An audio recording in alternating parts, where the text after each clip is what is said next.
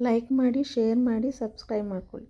Good morning friends, ಎಲ್ಲರೂ ಹೇಗಿದ್ದೀರಾ? ಇವತ್ತು ನಾನು ಆಲೂಗಡ್ಡೆ ಮತ್ತು ಬಟಾಣಿ ಹಾಕ್ಬಿಟ್ಟು ಮಸಾಲೆ ಇಟ್ಟು ಸಾಂಬಾರು ಮಾಡೋದು ಹೇಗೆ ಅಂತ ನೋಡಿ. ಈ ಥರ ಸಾಂಬಾರು ಮಾಡೋದು ಹೇಗೆ ಅಂತ ನೀವು ನೋಡ್ಕೊಂಡು ಬನ್ನಿ. ಅದಕ್ಕೆ ಏನೇನು ಬೇಕು ಅಂತ.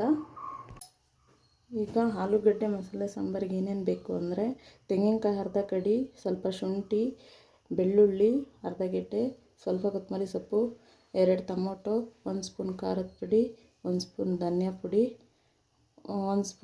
1 ಈರುಳ್ಳಿ ಮತ್ತು 3 ಆಲೂಗಡ್ಡೆ, ಹಸಿ ಬಟಾಣಿ ಹಾಕಿ ಮಾಡೋಣ.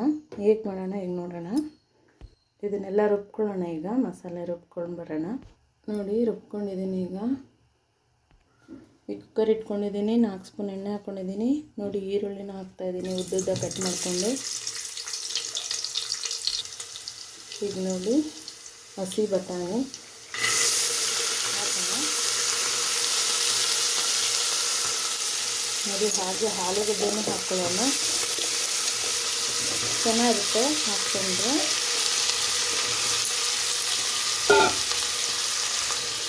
ನೋಡಿ, ಇದೆಲ್ಲ ಹಾಕ್ಕೊಂಡು ಒಂದ್ಸರಿ ತಿರುಗಿಸ್ಕೊಂಡು ರುಬ್ಬಿಟ್ಕೊಂಡಿರ್ತೀವಲ್ಲ ಆ ಮಸಾಲೆ ಹಾಕ್ಕೊಳ್ಳೋಣ. ಇದು ತಿಕ್ಕಾಗಿದ್ರೂ ಚೆನ್ನಾಗಿರುತ್ತೆ, ತೆಳ್ಳಗೆ ಸ್ವಲ್ಪ ನಾರ್ಮಲ್ ಸಾಂಬಾರು ಥರ ಇದ್ದರೂ ಚೆನ್ನಾಗಿರುತ್ತೆ. ಇಡ್ಲಿ, ದೋಸೆಗೆ ಮತ್ತು ರೊಟ್ಟಿಗೆ, ಮುದ್ದೆಗೆ, ರೈಸಿಗೆ ಎಲ್ಲದಕ್ಕೂ ಸೂಟ್ ಆಗುತ್ತೆ. ತುಂಬ ಚೆನ್ನಾಗಿರುತ್ತೆ.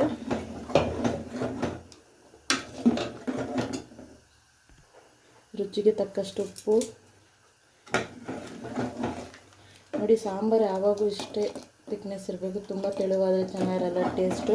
ಈಗ ಬೆಂದು ಮತ್ತೆ ತಿಕ್ಕಾಗತ್ತೆ, ಅವಾಗ ಇನ್ನೂ ಟೇಸ್ಟಾಗಿರುತ್ತೆ. ನೋಡಿ, ಈಗ ಕುಕ್ಕರ್ ಮುಚ್ಚೋಣ.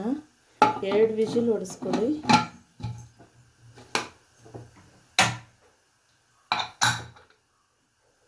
ನೋಡಿ, 2 ವಿಜಿಲ್ ಆಯ್ತು. ಇವಾಗ